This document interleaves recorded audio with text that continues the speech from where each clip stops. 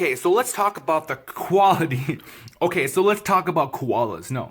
Hey, all right, what's up? Let's talk about the quality of my content. Okay, so because I've grown up watching YouTube, I've literally been watching YouTube. I've been watching content creators and like YouTubers for literally years. It's literally been over a decade, over 10 years I've been on this platform called YouTube as a viewer. And now I finally started creating videos. One of the biggest hurdles I've had to get past that initial plunge of like, all right, I'm gonna make videos, was always the standards of quality of the standards of koalas that are acceptable here on YouTube. And I'm gonna put it this way: back in like 2010, back in 2011, when I was watching YouTube like more than ever, like at that point we didn't have cable at all. There was no TV. It was just the internet. It was just YouTube. And at that point, I was watching Philip DeFranco. And I'll never forget seeing Philip DeFranco making his videos in like an apartment. It was like an apartment. He was still kind of quiet. You know, he didn't want his neighbors to hear. And so he's sitting in his apartment and kind of had like a yellow hue. You know, had like the shitty lighting. And I'll never forget how empowering that was to me as a viewer to be like, oh, look, this dude's just in his room. But at the same time, it was disheartening for me because I knew like, well, I don't have that confidence to be on camera. I can't speak my mind. I thought to myself, I could, but I never did it. So it was like the longer and longer it took, the more and more I realized that I was just standing in my own way. And I would always make excuses. I would procrastinate. I would say, oh, I can't do it because I don't have a good microphone. I can't do it because I don't have good quality camera. I can't do it because my lighting sucks. It was always an excuse. And I would find videos where they would talk about how to do this on a budget.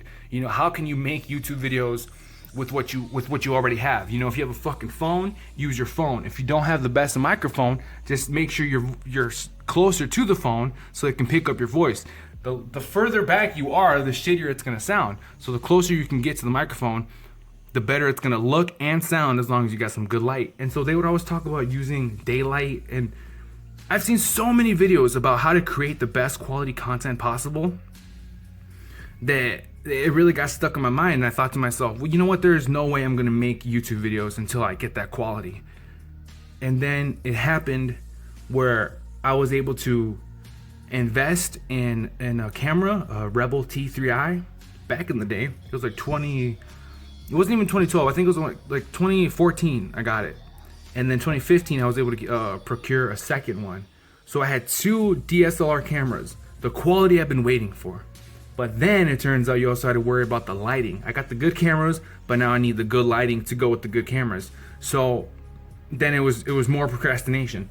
Then I got the lights. So I got a good lights, I got good cameras, but now I don't have a good microphone. So again, it was just more and more excuses of me telling myself I need these things to make YouTube videos. If I want to be someone on YouTube, I gotta keep up with them. Like I said, I've been watching YouTubers, I've been watching YouTube grow as a platform like for a long time. Not from the beginning, because realistically, dude, YouTube was around since like 2006. And I want to say I started watching. Okay, so I know for sure I started watching YouTube videos in like 2006. Like when YouTube first started. By 2007, I'll never forget, it was my first year at Warped Tour. And I remember before I went to Warped Tour in 2007, I was looking up videos about Warped Tour on YouTube. So like, if YouTube was started in 2006, by 2007, 2008, I was already on here watching videos. And like I said, as I grew up, I left home at like 15, and then I ended up living with this fucking person. From there, I dropped out of school, ended up living on my own for a little bit, and so all these things led me down the path where I didn't have the financial means to even have cable. That wasn't even an option. So I've been steady watching YouTube, and I've been steady seeing the progression of what it is to be a YouTuber. Before, it was like embarrassing. It was like no one wanted to be on YouTube. It's like, oh, you're doing YouTube? It was like that. But now it's like, bro, everyone wants to be a YouTuber because everyone sees the potential of what YouTube can do for you as a person. To me, I see the potential of what YouTube can do in a global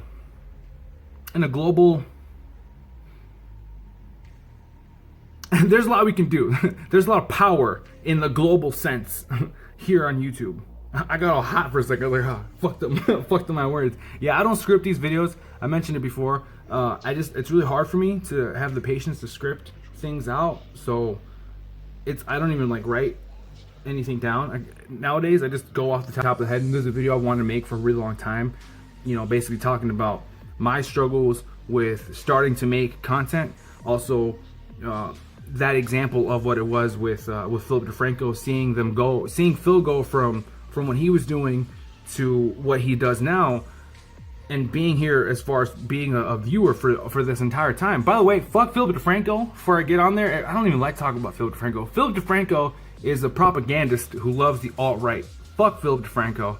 But topic for another video coming up. Make sure you subscribe. And yeah, so like I was saying, I procrastinated for years, and now I'm at a level where I don't have those cameras anymore. I had to pawn them. I pawned them a bunch of times.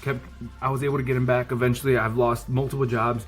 Oh my god, so it's tax season coming up. I just got my W-2s. I literally had like 6 fucking jobs. Like, it was so many jobs I don't fucking remember. I had like 6 jobs just this year in 2019. This is last year, whatever. So yeah, I have depression. It's really hard for me to keep a job. I have a whole slew of videos coming out soon talking about my depression, the severity of it, and my struggles with employment. But that's, again, topic for another video. Make sure you subscribe. I got a bunch of videos coming out about a bunch of shit real soon. Back to the topic. What the fuck was he talking about? Yeah, being a YouTuber and the importance of it. I feel that there's a lot that we can do on the internet. I feel that YouTube itself has opened up so many possibilities of spreading messages and raising awareness and bringing attention to things that should be talked about. So that's why I'm here. I'm not here for any other reason but to make some noise, make some money, and make a difference, right? Because I feel like all those things come hand in hand if you're trying to do good. I've seen so many fucking people go from nothing to something on YouTube, and now that I'm trying to do it, I'm doing it for a reason that I think is very valid, that I know to be valid. And that's as simple as this. We need to dismantle white supremacy, white supremacist systems that continue to colonize people all around the world. They're taking our land, they're killing our people, and they're getting away with it. With the power of people in the entertainment business. All this movies, all this media, books, maybe not books, well, probably books too, but specifically what I think of, I always think of Hollywood, and I think all these fucking movies and all this bullshit propaganda they show us. It's here to teach us that you're not somebody unless you make something. And that's not the way the world works. We're somebody the minute that we're fucking born. And we should all be proud of who we are. Unless you're a racist piece of shit, in which case, fuck you. Anyway, I'm getting off topic again. Point is, my name is KAIN'S Corner, and this is my video talking about how hard it is to make videos. And the fact that I no longer, I don't have those DSLR cameras anymore. That's what I was getting at. I lost them in the pawn shop. Lost my 2 cameras, lost my microphone, lost my lights. So now I'm literally making YouTube videos without any of those things. All those things that I always wanted, all those things that I always kept procrastinating and using it as an excuse to not make YouTube videos. I don't have those things anymore. And that's what's pushed me to just go. Like, I hit rock bottom. I'm an alcoholic in recovery. Is that what they say? Like, I have a problem drinking, and I've had a problem drinking for this entire time. This over 10 years now.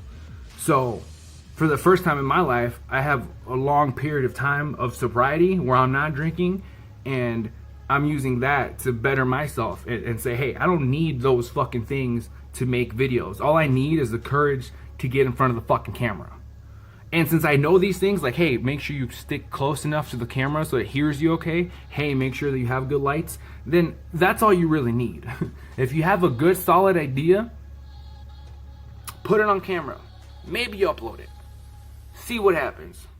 Be brave, be courageous. My entire time on this earth has been spent with me just like being scared. And I'm sick of being scared. Especially of myself. Who the fuck am I? I ain't no one to be scared of. I'm just a fucking loser in front of a camera. So, hey, if you're interested in making YouTube videos, I suggest you do, because it's a wonderful thing. And like I've said before, it's so much better than trying to be like an actor, because those people have to pretend to be someone else. On YouTube, you gotta pretend to be yourself. Like, you have to convey who you really are. That's what people want to see.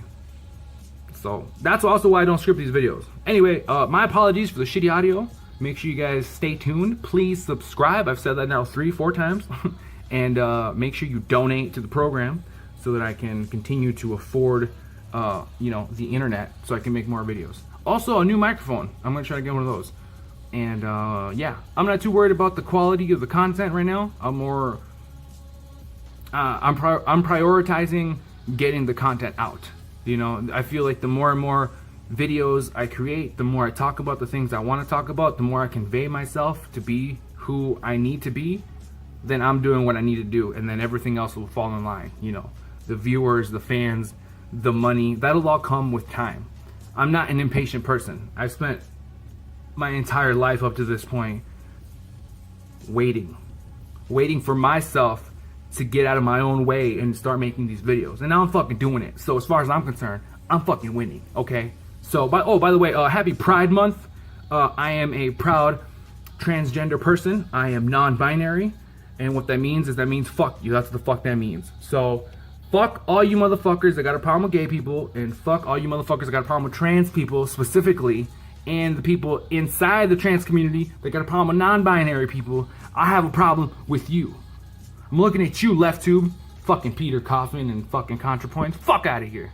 Anyway, that's today's video. Thanks again for being here. My name has been Kane. This has been Kane's Corner. And we'll see you guys in the next episode. Hope you stick around for more, because there's a lot more to come. This year, specifically, because I'm here now. I've been here, but now I'm actually here. It's cool, because I feel like I'm a part of something. I'm a YouTuber. I'm creating. I'm a creative person. Look at me. Look at me go. Where the fuck am I supposed to look? Over here? Fuck.